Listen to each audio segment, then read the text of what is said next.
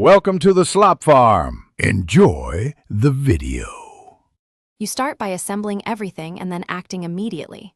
First, mask a generous perimeter and remove loose paint. You want a smooth feathered edge. Once masked, clean thoroughly with a wax and grease remover and dry. Next, sand the damaged area with 320 grit to remove defects, then step to 400-600 for a smooth transition. Make sure to keep even pressure and overlaps. This prevents visible lines and sets you up for primer application next. Once the surface is feathered, you apply primer in thin, even coats, 2 to 3 passes, allowing tack time between. If low spots remain, use a lightweight filler sparingly.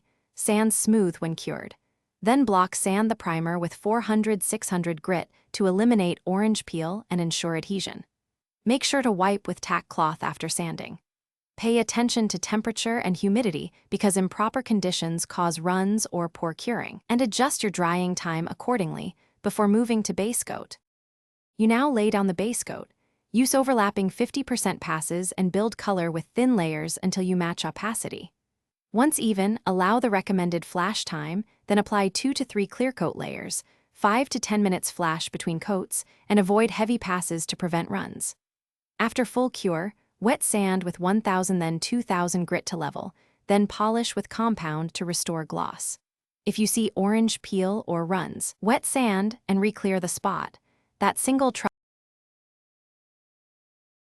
Thanks for watching.